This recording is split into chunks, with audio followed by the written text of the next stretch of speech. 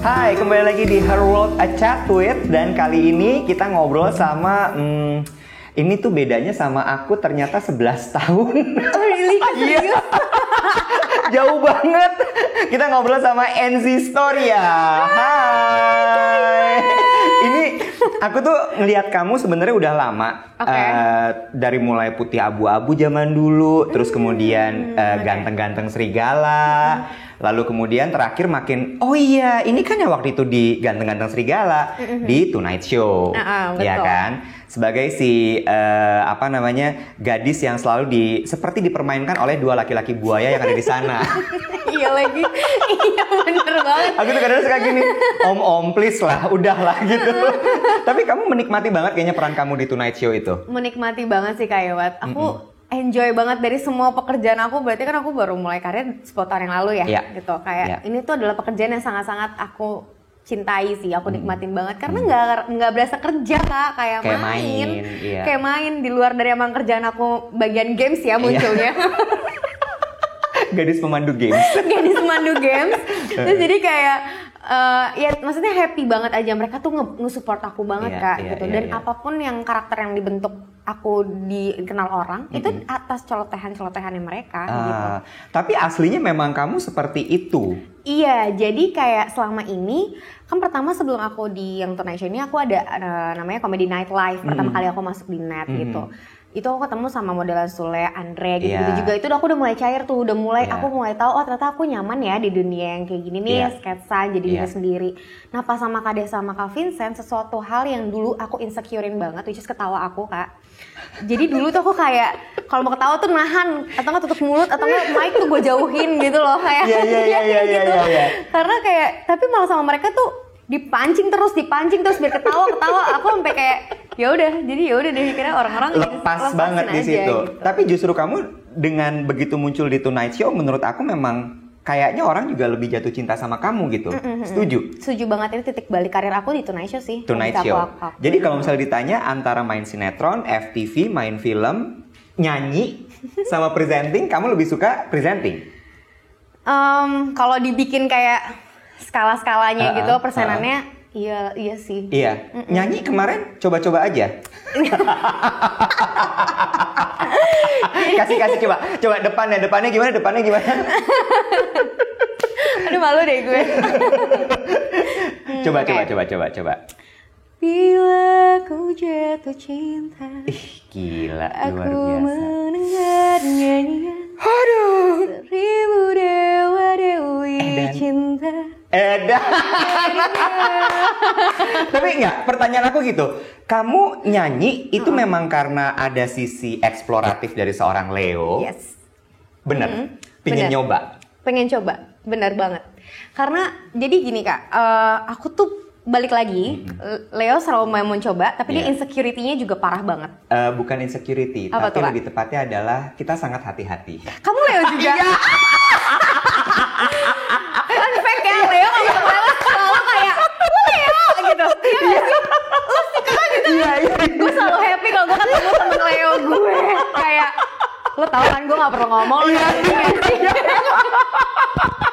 Semua tuh harus well prepared. Iya. Aduh, iya banget.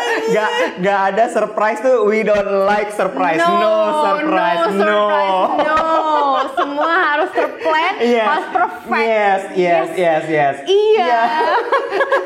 Jadi tetap ada pingin coba, tapi juga masih ada kayak ini bener nggak ya, ini oke nggak ya, ada gitunya. Iya banget. Terus ya akhirnya meyakinkan kamu akhirnya oke gue coba. Oke. Jadi emang ya itu tadi kan, maksudnya aku tuh pengen banget nyoba banyak hal kan. Mumpung aku masih muda dan aku single. Jadi kayak gue gak harus ada yang banyak gue pikirin gitu. Gue mau nyoba segala sesuatu kesempatan yang ada, asal emang itu dalam wilayah aku ya. Karena aku gak suka ngerjain sesuatu yang aku ngerasa aku gak punya kekuasaan untuk atau ngatur itu, ngerti gak sih gimana ya? Kayak aku nggak ada kepedulian. Control freak, ya ampun, Leo banget sih. Parah.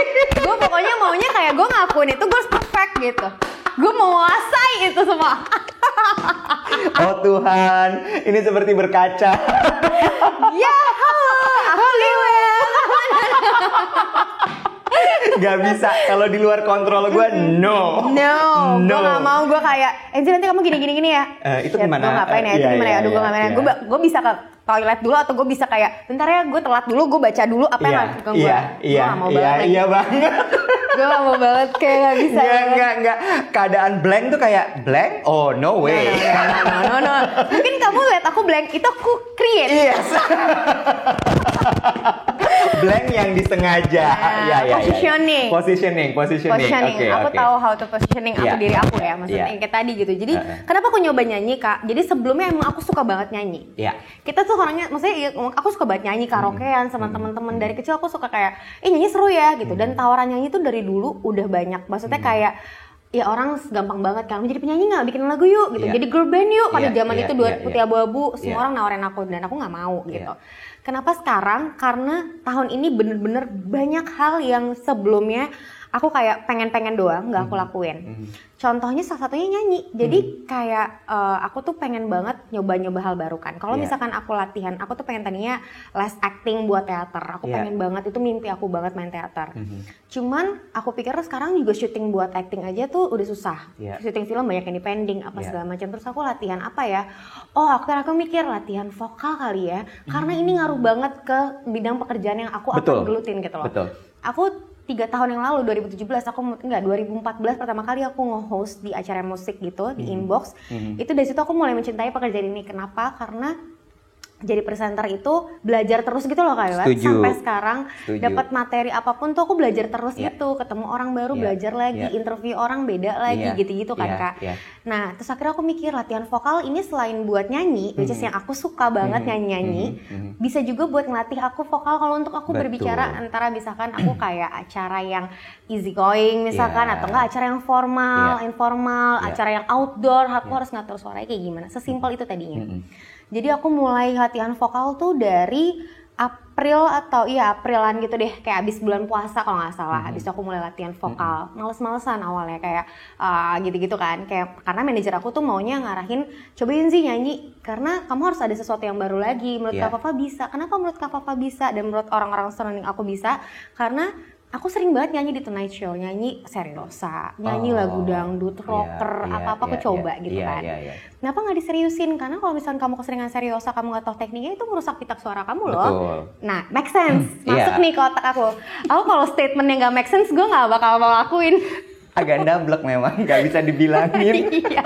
Pas gue mikir, oke, make sense. Ya ini menunjang makin oke gitu. Iya, capek emang kerja sama Leo tuh. Parah, dia Taurus lagi. Iya. Sumpah dia sabar banget sama gue. Iya. Gue pendekatannya dia dapet banget. Jalanin tiba-tiba label Trinity ini nelfon Mas Fafa, nelfon manajer aku dan bilang kayak, Mas mau nggak kita kerja sama, aku mau dong nge-labelin NZ gitu. Terus kayak nge-produce NZ, terus dan ini konteksnya lagi ada kita lagi kerja sama satu platform musik yang bikin eksklusif cover lagu tahun-tahun 2000-an. Kontrak cuma selama 3 bulan 6 bulan, 3 sampai 6 bulan. Dan itu juga aku mendapatkan royalti juga dari situ. Jadi kayak gue ngeluarin karya Kak, tapi gue udah dibayar duluan juga. Plus dapat royalti. Kenapa enggak? Terus habis itu manajer aku ngasih tahu ke aku, terus aku pikirin kayak malu. Aku tuh malu banget karena itu tadi, karena aku ngerasa baru 2 bulan les vokal, aku nggak bisa nyanyi live depan orang tuh aku malu banget. Karena musik itu pelarian aku gitu loh. Maksudnya kayak aku suka banget bikin playlist. Aku suka banget dengerin lagu, diem seharian. Bahkan aku nonton film aja jarang. Aku lebih sering nonton dengerin lagu. Gitu ngulik lagu baru, kayak gitu-gitu loh. Jadi kayak ketika suatu pelarian ketika aku lagi capek kerja apa segala macam dijadiin pekerjaan, itu aku dilema banget sih. Kayak gue kabur kemana lagi nih nanti kalau misalkan orang udah ngejudge gue udah yang kayak gila sampai itu jadi pikirin sama dia. Gue kayak aduh gue kabur kemana lagi ya udah. Tapi benar, itu bener banget. Terus akhirnya tapi itu lagi balik lagi kayak tahun ini tuh tahun benar-benar explore apapun. Hal yang aku takutin di depan mata. Kayak gue selalu kabur kalau misalnya gue lagi capek di rumah, misalkan gue lagi males ngobrol sama orang, gue kabur musik. Aja, gue dengerin musik, gue kabur, gue nyetir sendiri, road trip bisa sendirian. Nyetir salah satu yang aku suka juga buat nyelesain masalah gitu misalkan. Tapi ya itu tadi, ini kita dipaksa harus di rumah gitu. Aku harus masak, aku harus ini. Pas datang kesempatan nyanyi, wah yang mau masuk label ini tuh banyak loh. Yang mau jadi penyanyi tuh banyak banget loh Enzi gitu. Betul. Lo suka nyanyi juga, lo malu kenapa? Lo malu nyanyi depan orang? Iya pasti malu. Tapi kalau lo nggak nyemplung, lo nggak coba, lo nggak akan pernah belajar bilang gitu. Terus akhirnya aku ngobrol sama teman-teman aku yang musisi yang emang mereka Vidi, sahabat deket aku. Mereka semua meyakinkan aku kalau lo tuh bisa, tapi lo nggak pede. Kalau lo orang yang nggak bisa nyanyi tapi dia percaya diri, jadi jauh lebih bagus daripada lo digituin. Ditantang, aku jadi makin kayak oke, gue buktiin gue bisa gitu. Oh, nyemplung jadi, beneran lah. Akhirnya aku coba, nyemplung walaupun gemeter ya nyemplungnya kali ini nih nyanyi. Ini salah satu yang tadi pertama itu tempat pelarian aku. Jadi aku bener-bener kayak nangis Kak. Ada momen gue nangis banget pas ini mau rilis karena gue kayak mulai besok orang akan ngecap gue, akan ngejudge gue sebagai lo kan udah penyanyi sekarang, bukan komedian lagi. Kemarin gue komedian nyanyi apapun mau gue ngakak kayak sambil nyanyi. Terserah. Kalau sekarang lo kan udah ngeluarin single, serius dong gitu kan pasti akan ada komentar yang kayak gitu kan. Cuman ya udah bodo amat, aku selalu ngomong kayak gue lagi belajar di sini, ini proses gue. Tapi lo lihat ya, kalau misalkan gue bisa serius, mungkin 7 tahun ke depan gue bisa jadi seorang yang punya suara yang lebih bagus daripada sekarang gitu. Dan ini akan jadi cerita, akan jadi proses. Iya, setuju. Gitu, karena di dunia entertain ini kayak aku harus explore terus Kak, yang baru-baru, yang lebih cantik, yang lebih pinter acting gitu-gitu kan banyak banget. Ini menarik soal dunia entertainment ya. Dunia entertainment Indonesia itu kan sebenarnya belum bisa seperti Hollywood. Hollywood tuh bisa long last banget ya. Kayak misalnya kita ngomongin George Clooney misalnya, atau kalau perempuan kita ngomongin soal siapa namanya, Devil Wears Prada tuh namanya. Ini si madam ini siapa? Aku lupa sih. Lupa Kak namanya Kak. Devil Wears Prada. Iya tapi aku bayang dia itu kan ya.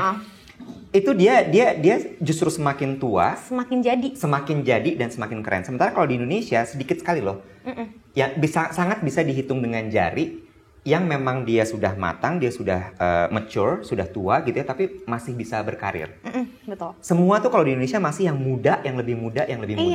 Kamu setuju nggak sih bahwa dunia entertainment itu memang penuh dengan insecurity, dan penuh dengan pressure yang semuanya dilihat dari fisik? Benar. What do you think? Itu tuh jadi stigma gitu loh Kak. Mereka tuh percaya dengan, ada mungkin dunia sinetron misalkan. Ya beberapa tahun lalu aku sempat gelutin lah dunia sinetron itu. Makin muda, pemain baru, bayarannya murah. Ibaratnya kayak lo nggak bisa nilai karya orang dari rate harganya gitu. Di dunia sinetron gitu, kalau misalkan di film kan dia digodok dulu misalkan. Kalau di film kan yang secara instan dan mereka hanya memandang looknya dari mana, makin muda makin cantik, makin fresh. Sesimpel itu Kak. Dan itu sebenarnya kurang fair menurut aku gitu. Kayak ya tapi dengan menurut aku ya, kalau orang-orang yang bisa bertahan di dunia sinetron sampai panjang tuh oke banget sih. Karena persaingannya juga gila banget gitu. Susah lagi masuk ke yang dunia film, presenter segala macam. Itu tuh aku pikirin banget dan aku setuju banget. Orang tuh menilai kayak kita sebagai artis tuh yang dijual tuh adalah fisik kita. Kayak lo harus cantik. Kamu setuju ya dengan itu ya? Banyak banget setuju sih. Tapi aku mengambil sisi positifnya Kak Iwan. Kayak aku mikirnya setiap pekerjaan pasti butuh modal. Dan aku menganggap kalau misalkan emang modal aku fisik, bukan berarti kayak aku tuh nggak pernah kurus banget loh. Menurut aku badan aku tuh curvy. Dan I'm proud of that gitu. Maksudnya kayak ya nggak apa-apa. Semua orang yang kurus-kurus udah banyak. Kalau lo mau cari yang lucu, yang fun, yang curvy ada gue. Bodo amat gitu. Seneng kayak yang lucu, gitu. fun dan curvy gue. Kayak saya lah orangnya. Padahal aku juga diet banget sih. Cuman gagal aja terus. Karena kalau nggak ditahan dia blur gitu ya. Iya. Maksudnya kayak aku percaya sama stigma itu, cuman aku ngambil sisi positifnya gitu. Tandanya kalau emang aku mau long last di dunia ini, aku harus maintain terus penampilan aku, which is good. Kayak kita akan lebih sehat karena kita pasti akan kontrol makanan kita, gimana pola hidup kita. Gimana misalkan kita nikah, oh berarti pasangan kita akan happy dong karena kita cantik terus misalkan gitu. Diambil dari sisi positifnya aja. Kalau misalkan masalah persaingannya, tapi aku membuktikan ke orang-orang kayak aku pernah kayak dirasa kayak dia mukanya terlalu keras deh untuk karakter iklan ini misalkan gitu. Kayak misalkan kayaknya Enzi cantikan ini deh daripada Enzi buat syuting ini, film ini misalkan. Kayak lebih terkenal ini deh daripada Enzi. Aku pernah melalui proses itu dan aku nggak apa-apa. Kamu nggak apa-apa? Demi Allah aku nggak apa-apa. Iya pakai demi Allah lagi gue. Kayak sumpah, tapi aku beneran nggak apa-apa karena aku percaya banget rezeki tuh dan timing orang tuh beda-beda. Jadi malah aku tuh kalau digituin kayak nggak apa-apa, thank you banget. Kayak aku tuh orangnya kalau digituin, maksudnya ibaratnya kayak nanti kamu ngeras kegagalan yang bikin aku jadi sekarang. Proses kegagalan itulah yang bikin aku jadi belajar. Kalau jalan aku mulus banget, mungkin aku akan cepet puas dan nggak ada lagi aku mau explore. Aku setuju. Ini menarik ya, bagus banget bahwa poin yang bisa kita ambil di sini adalah jangan pernah membandingkan diri kita sama orang lain. Karena dunia entertainment yang tadi aku udah bilang, Enzi udah bilang bahwa memang segala sesuatu diukur dari fisik di Indonesia terutama. Benar, ya. Di Indonesia banget. Yang menarik adalah aku jadi teringat gitu, Kamala Harris, Vice President Amerika itu kan baru mulai dia menikah umur 49 tahun. Joe Biden itu presidennya sudah pingin jadi presiden dari umur 45. Akhirnya dia baru terpilih sekarang, which dia I think 70 something gitu, dan dia presiden Amerika yang tertua. Lalu kemudian Ellen DeGeneres itu baru mulai punya show beneran sendiri adalah umur 45 tahun. So bener yang Enzi bilang bahwa timing orang itu tiap orang berbeda. Beda-beda banget Kak. Aku pernah menunda kuliah, aku sampai merinding loh, dan aku selalu mau nangis momen ini karena apa ya, kayak 2010 aku tuh gak kepikiran pengen jadi artis Kak. Aku dari dulu tuh udah nari, aku suka banget nari. Anak Gecita. Iya. SMA 34. Itu. Tua gengas gitu. The It Girl. Yes. Adik kelas kalau ketemu aku kayak Enzi, oke gitu. Sungkem, jalan dodok. Sorry ya adik-adikku. Iya, kamu udah nari dari dulu. Iya, maksudnya aku suka maksudnya seni-seni kita mau suka. Cuman aku nggak pernah kebayang Kak. Dulu tuh kerjaan aku belajar doang. Kayak bener-bener gue harus kerja jadi dokter. Aku harus pengen banget kedokteran, nggak bisa. Terus akhirnya pengen banget masuk teknik kimia. Jadi aku pengen banget kerja di perminyakan. Kenapa pengen itu? Karena aku pengen banget bisa jadi orang sukses, pengen jadi orang kaya, kayak sesimpel itu, kayak gaji gue pasti gede nih kalau jadi orang perminyakan gitu. Karena gue masih jadi dokter. Aku lulusan SMA 8, aku tahu teman-teman aku tuh either jadi dokter atau kerja di oil and gas. Iya kan sama. 8, 34, 70 gitu. Kayak kalau udah keterima oil and gas ini, wah kaya nih pasti gue langsung minder gitu. Pasti kayak lo suksesin aja gitu. Lo sukses. Iya. Jadi aku pernah menunda kuliah karena pada saat itu aku nggak keterima UI Kak. Aku cuma daftar Universitas Indonesia mentok dah teknik kimia. Sesimpel itu, otak aku udah bener-bener orangnya tuh kayak ambisius ya, jadinya ada ambisiusnya. Terus kayak aku nggak dapet UI, terus aku stres banget sampai guru-guru aku aja tuh bingung. Maksudnya kayak karena aku sebelajar itu gitu. Terus mereka emang udah balik lagi, oh ini rezeki-rezekian sih emang kalau kuliah. Temen aku yang gak belajar sama sekali keterima loh di UI sama ITB. Wah, wow gitu, kayak gila, kesel banget gitu. Nah, kenapa aku hancur banget pada saat itu? Karena itu tadi, aku harus menunda setahun, tiba-tiba ada masalah keluarga aku, masalah perekonomian keluarga aku yang memutuskan aku harus bekerja dulu pada saat itu. Terus hari pengumuman aku terakhir keterima atau enggak UI dan aku akan melanjutkan kuliah atau enggak, itu aku lagi syuting iklan untuk pertama kalinya. Jadi aku dapet tawaran iklan, so aku pikir ya udah deh ambil aja, kan lagi nganggur-nganggur nunggu gitu kan Kak. Kira aku ambil iklan itu jadi supportingnya Serina waktu itu. Terus kayak aku ambil, terus pas lagi pengumuman teman aku nelfon, aku jauh di Sentul gitu, kayak ngabarin, Enzi lo gak keterima. Oke, tandanya gue harus nganggur. Dan saat itu teman-teman deket aku, di saat aku lagi casting setiap hari buat iklan, kayak stripping casting, sana sini ditolak apa. Aku lihat teman-teman aku di ospek, dan itu aku sampai sekarang aja masih nyesek banget. Kayak oke, gitu. Aku jalanin karir aku dengan segala macam itu, maksudnya aku usaha, aku belajar terus. Sampai akhirnya sekarang tahun lalu aku baru mulai kuliah. Akhirnya aku ngambil kuliah karena aku menjanji sama diri aku harus sarjana. Aku harus kapan aja kuliah tuh bisa kok gitu. Terus kayak teman-teman aku yang dulunya udah kuliah terus mereka udah ambil S2 apa segala macam, sama kok sama aku sekarang gitu. Timingnya nggak ada yang beda. Maksudnya kayak mungkin emang aku harus kerja dulu buat biar aku bisa ngehidupin keluarga aku. Mungkin kewajiban aku pada saat itu adalah ya ini yang aku harus lakukan sekarang gitu. Mungkin kalau misalkan aku terima di UI, mungkin aku belum punya rumah, belum bisa jalan-jalan ke luar negeri pakai uang aku sendiri gitu. Adik aku mungkin nggak bisa kuliah di Prasmo sekarang, which is swasta yang jauh lebih mahal daripada di negeri gitu. Kayak oke, emang timing Tuhan tuh emang beda-beda banget sih. Kamu tuh semua suka kamu pikirin dan kamu analisa ya? Wah parah Kak, aku tuh kayak visioner ya jatuhnya ya. Iya. Kayak aku tuh mikirin gitu loh, 5 tahun depan gue ngapain gitu. Nah ini tuh memasuki 2 tahun terakhir sampai 30. Dan aku udah bikin, aku 30-35 tuh ngapain. Aneh ya, di luar gue cerakan gitu, aku mikirin banget. Ini sisi, menurut aku satu sisi yang tidak banyak orang tahu. Karena ngelihat Enzi selalu kan dia cekakak-cekikik gitu kan, ketawa-ketawa, kayaknya juga playing apa namanya, kayak ya udah gitu santai, anaknya Wallace, ternyata enggak banget. Oke.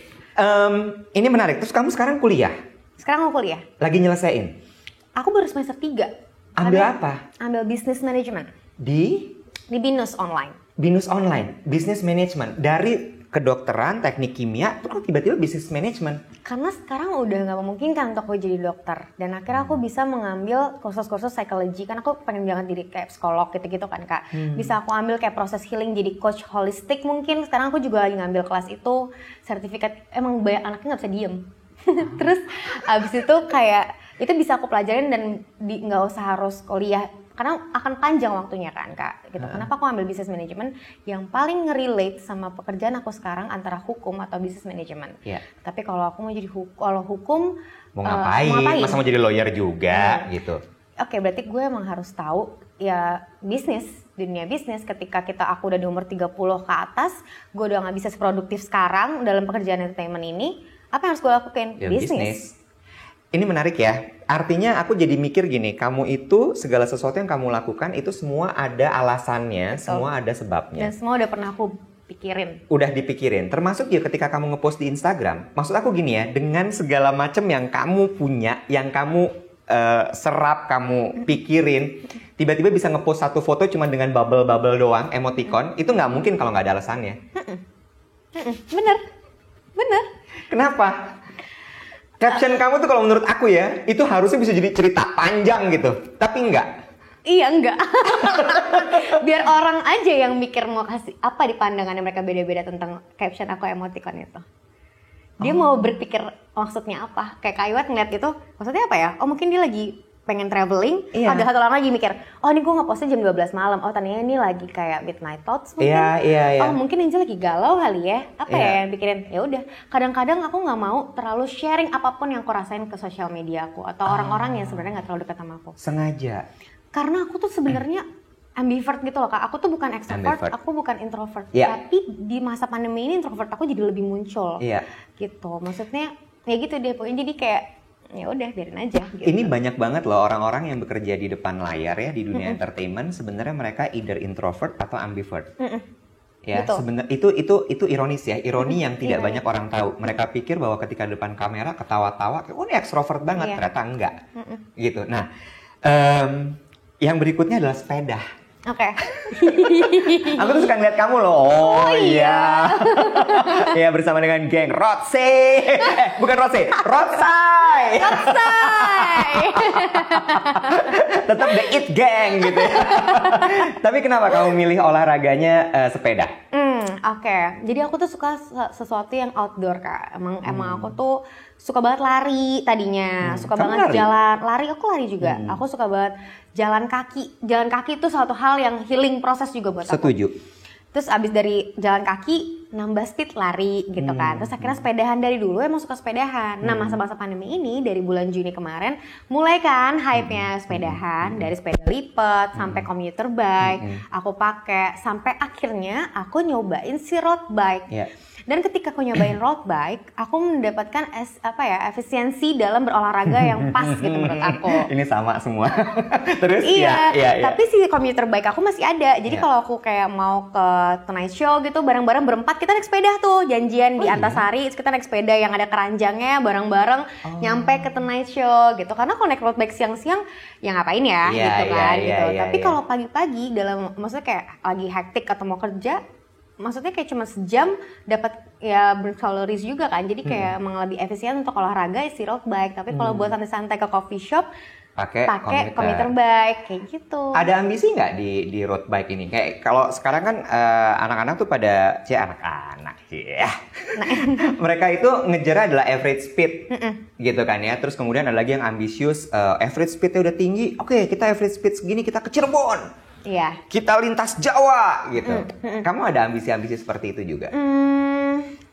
Aku malah nggak terlalu jadi gini, aku tuh menikmati banget momen ketika aku lagi di luar. Jadi aku lebih suka yang long ride Kak daripada ngejar speed. Ketika aku nyoba ngejar speed kayak kemarin, aku paling cepet tuh 33 average-nya. Itu aja aku tuh kayak fokus gue cuma sama ban depan gue. Peletonan soalnya. Peletonan kan, terus kayak udah sejam selesai, terus that's it, udah kayak udah keringetan udah. Tapi aku tuh sebenarnya yang bikin aku suka kegiatan di outdoors adalah momen ketika aku menikmati pemandangan, ketika aku melihat orang-orang lalu lintas di pagi hari, aktivitas orang, itu yang healingnya aku. Jadi workoutnya dapat, healingnya dapat. Jadi kayak aku lebih suka long ride. Kayak aku pernah 100 kilo dari rumahku ke Bogor balik lagi, itu aku happy banget. Padahal kayak panas apa segala macam. Terus aku kemarin nyobain minggu lalu ke peak 60 kilo pulang pergi, itu aku jauh lebih happy. Jadi ketika ada orang nanya ambisinya apa, aku tuh lebih berambisi kayak gue pengen kayak Nirina Zubir sama suaminya dari Jakarta ke Bali. Itu lebih goals gue daripada gue harus ngebut. Karena apa? Karena aku tahu ketika ini sepedahan aku ngebut tapi aku nggak punya misalnya keseimbangan yang bagus, atau aku nggak punya pengalaman yang maksudnya kayak ini kan baru ya buat aku. Aku asal ngebut aja bisa, tapi kalau gue nggak hati-hati itu celakanya juga luar biasa loh gitu.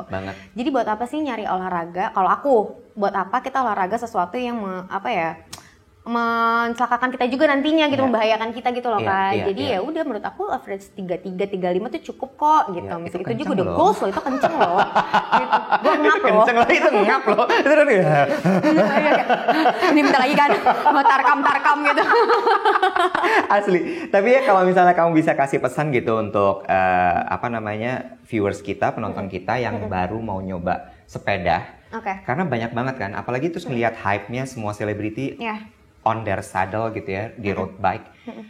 Ada beberapa temen aku bilang gini, enggak, lo jangan deh. Karena road bike itu sebenarnya lo butuh stamina yang kuat dulu untuk bisa nyoba. Belum balancing segala macam, karena di jalan raya kan nggak aman. Apa yang kira-kira pengen kamu sampein? Menurut aku ya, kalian harus latihan dulu sama coach ya. Kayak pakai cleats itu, sepatu cleats itu susah banget. Aku nih biru-biru nih kalau dibuka nih dress ini nih, semua luka-luka gitu. Jadi emang harus ngerti dulu Kak. Kalau emang suka main sepeda, ya pakai aja dulu sepeda yang biasa juga nggak apa-apa kok. Dan kalau misalkan kalian main road bike tuh lumayan ada investasinya juga, investasi kesehatan, dan itu bukan olahraga yang murah sebenarnya. That's why makanya kenapa kalau misalkan udah beli sepeda ini ya harus rajin biar itu nggak jadi sia-sia. Mesti balik tuh ya investasinya. Betul kan. Jangan lu buang duit sia-sia tuh beli sepeda karbon. Baju sepeda dapat, itu tas Chanel dapat. Tapi asli ya, baju sepeda tuh kayak kenapa ya? Aku bukan anak yang branded sebenarnya. Aku nggak mentingin beli tas bodo amat. Gue pengen setahun beli tas 1 kali 2 kali gitu kan. Ini kok gue beli baju tuh PNS itu sampai udah 5 jersey aku. Ya buat apa? Buat apa ada 15 jersey gitu loh. Keracun temen. Pas gue hitung-hitung dapet tuh tas yang gue tahan-tahan. Asli beneran, itu bener-bener. Tiba-tiba kayak, loh kok kenapa jadi gue belanja banget sekarang? Karena takut habis nanti orang nggak ada ukuran gue size beli kayak keracun sama teman. Aduh, impulsif banget, dan akhirnya untung sekarang itu jadi lumayan loh, bisa dijual lagi dan orang ada yang aja yang beli. Jadi kayak lebih wise aja sih. Maksudnya kalau kalian mau cobain road bike ya nggak apa-apa, tapi ya ada momen yang mendingan kalian hire coach untuk latihan pakai cleats dulu, latihan di jalan dulu seperti apa, karena iya tadi balancing harus gitu-gitu. Terus kayak ngatur speed, belok kanan, belok kiri tuh ada tekniknya semuanya. Ganti gigi, aku jatuh di Ubud gara-gara pakai sepeda yang nggak biasa aku pakai. Terus kayak biasa aku pakai karbon, ini pakai aluminium gitu. Jadi kayak beda gitu loh kayak ganti giginya. Aku jatuh di saat tanjakan, dan itu bawa aku motor amit kayak alhamdulillah Tuhan masih nyelamatin aku Kak. Itu bener-bener aku ada videonya kayak tipis banget, itu gue abis karena kita jatuh, kaki kita tuh masih nyangkut sama sepeda kita. Jadi kalau kita ketabrak ya kebawa dia tuh sama sepeda gitu. Itu bahaya loh. Jadi jangan ikut-ikutan aja karena kayak pengen fashion atau pengen gaya atau buat konten. Buat konten, itu dia. No, hati-hati. Hati-hati. Nah, ini ngomongin soal kesehatan juga. Apakah sepeda, lari, jalan itu juga salah satu cara kamu untuk bisa bukan sembuh, tapi memaintain dari si autoimun? Kamu punya autoimun kan? Iya benar. Iya, jadi aku tuh emang ada autoimun, jenisnya rheumatoid arthritis Kak. Nah, si penyakit ini tuh sebenarnya segala jenis. Itu sendi kan kalau rheumatoid arthritis? Sendi, rheumatic sendi gitu sebenarnya ya. Sejenis mirip-mirip sama orang-orang sakit rematik, tapi dia mungkin karena ini jenis si autoimun ini sakitnya tuh lumayan sih, dan ini tuh pertama kali 10 tahun yang lalu. Cara aku memaintainnya adalah aku harus olahraga. Sebenarnya berenang juga tuh bagus banget Kak, berenang.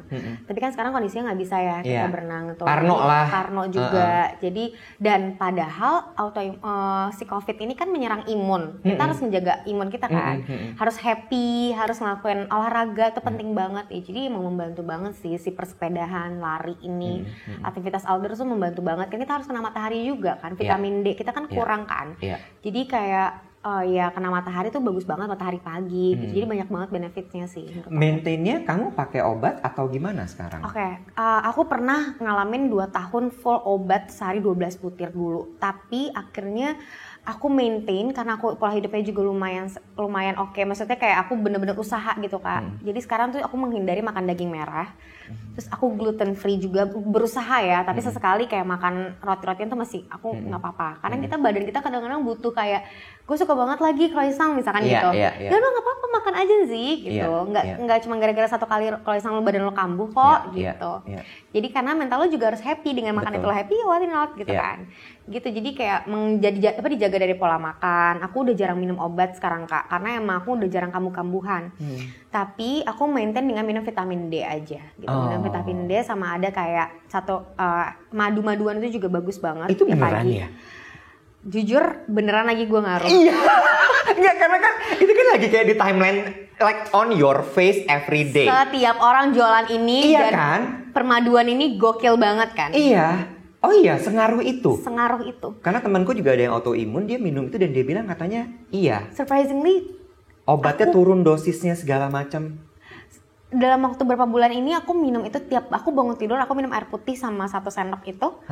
Aku nggak pernah sakit Kak. Aku udah nggak pernah batuk, pilek, demam apapun kayak yang badan ngilu-ngilu tuh nggak pernah. Padahal aktivitas aku lumayan. Kamu nggak jualan kan? Nggak jualan. Kamu kalau beli ke aku ya Kak. Asli, terakhir-terakhirnya kayak guys semuanya. Udah kadang-kadang tuh Kak. Karena yang orang yang nggak aku sangka juga pasti kamu kalau mau beli sama aku aja kayak oke baik. Iya. Gue tuh ada tahapannya kayak Zilo beli. Jujur gue sebenarnya udah member tapi gue diem aja karena stop, semua orang udah jualan ini, tapi ya nggak apa-apa sih anyway. Iya. Apa-apa. Tapi Cuman emang sengaruh itu ya. Tapi emang bagus, produk ini emang bagus kok. Ngaruh di aku. Dan itu ngaruh di kamu. Oke. Kalau menurut kamu ya, dari nggak tahu kalau misalnya dibikin persentase gitu, yang paling ngaruh untuk memanage autoimun kamu itu adalah apa? Apakah olahraganya, vitamin D yang kamu minum, atau si madu ini, atau happy thoughts? Pola makan itu nomor 1. Aku udah mulai jarang kambuh dari aku mulai mengurangi gluten free. Dan makanan-makanan daging merah itu aku tuh suka banget makan daging sapi, apalah barbecue segala macam, steak gitu. Terus kayak aku udah mulai ngurangin banget at least sebulan 2 kali deh. Gitu, seminggu ya sebulan 2 kali. Itu ngaruh banget Kak di badan aku. Biasanya kalau aku makan daging sekali aja banyak gitu, kalau barbecue makan besokannya tuh badan aku yang ada namanya morning sickness. Jadi kayak selama sejam bangun tidur badan aku kaku, nggak bisa gerak.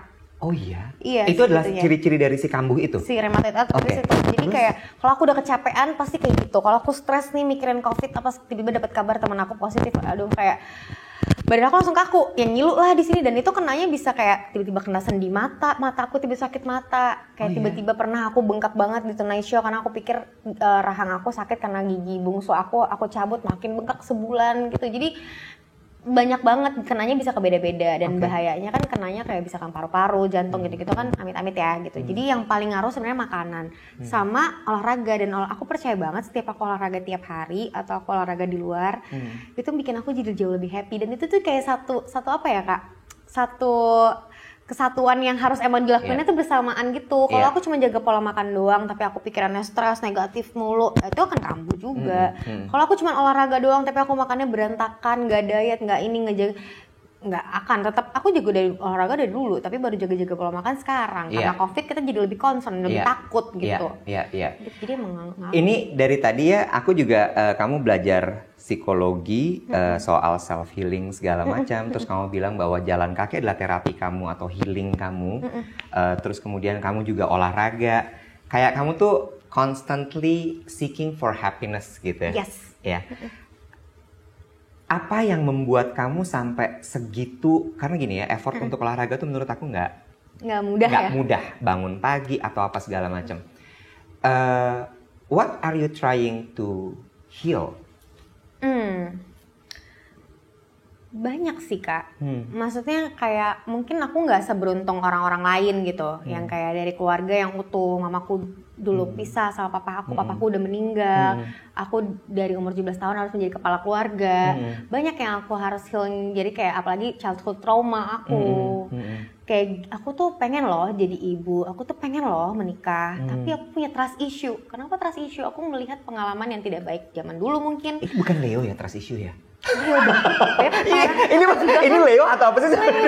Sumpah bingung deh gue sama gini kayak gitu-gitu. Iya. Jadi pengen healing dari itu aja sih. Dan Kak, kadang-kadang orang tuh menganggap aku kayak Enzi tuh lucu banget, Enzi happy terus. Mereka tuh ekspektasinya tinggi aja sama aku kadang-kadang. Tapi mereka juga, nah aku nggak bisa berharap orang bisa bikin aku happy. Yang bisa aku lakukan adalah aku harus membuat diri aku happy dengan apa? Dengan melakukan sesuatu yang aku suka gitu. Kamu, do you believe in journaling? Yes. Do you do it? Iya, tapi aku tuh lumayan kayak selang-seling gitu loh Kak. Aku nggak yang nge-push. Daily gitu nggak? Iya, aku nggak nge-push ketika emang hari itu aku lagi nggak pengen nulis, aku nggak nulis gitu. Tapi ketika aku harus nulis, ketika aku feeling, aku tuh ngikutin feeling aku aja. Hari ini gue pengen tidur, oke, gue mau tidur. Hari ini gue mau dengerin lagu aja, jadi itu gue lakuin. Aku nggak mau nge-force diri aku karena aku udah terlalu nge-force diri aku di sisi perfectionist aku ketika aku kerja.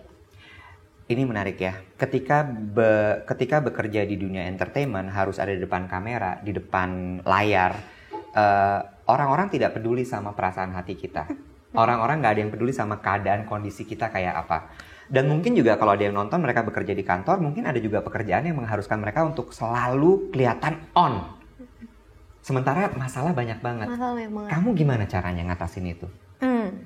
Caranya, kalau aku ya, aku mikirin, ini beneran sih, aku beneran emang setiap aku lagi bete banget, aku lagi sedih banget, aku selalu mikirin apa yang udah aku dapat dan bagaimana reaksi orang-orang sekitar aku ketika aku achieve sesuatu yang membanggakan buat mereka. Aku bayangin muka mamaku, muka adik aku yang kayak gitu-gitu. Dan kadang-kadang ketika aku butuh waktu sendiri, aku zoning out aja. Aku ke toilet, duduk di toilet, diem, dengerin lagu yang aku suka banget.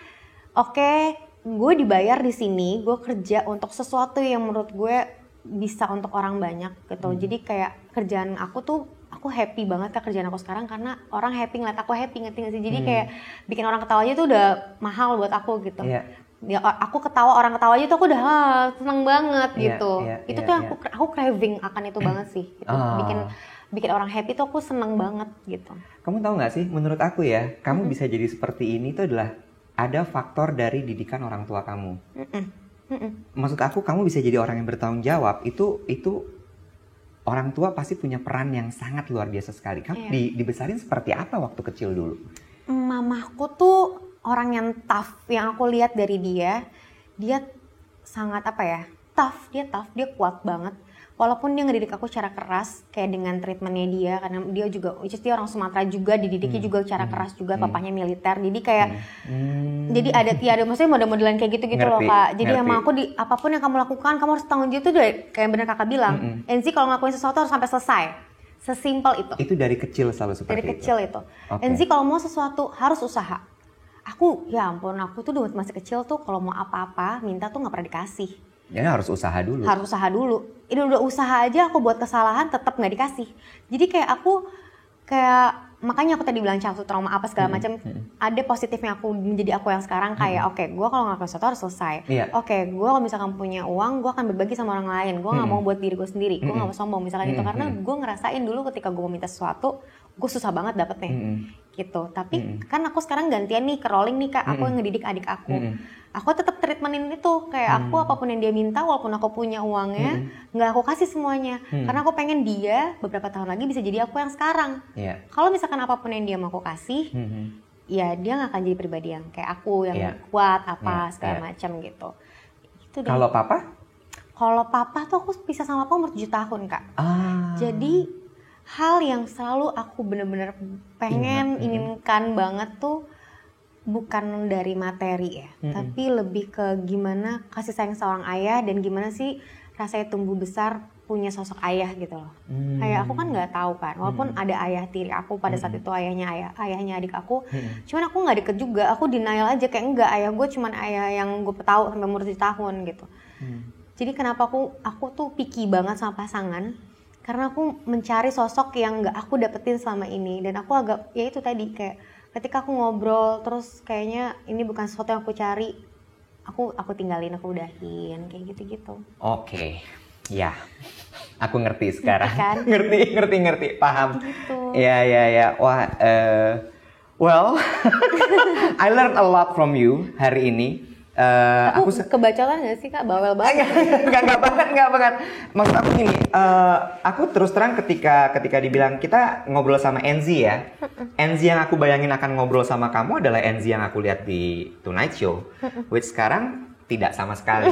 Sebelum tadi ngobrol sama kamu, aku tuh Google dulu, aku lihat semua YouTube kamu. Terus aku cuman pertama kali yang bikin aku ini anak ada sesuatu yang menurut aku menarik adalah ketika soal imun tadi pertama kali.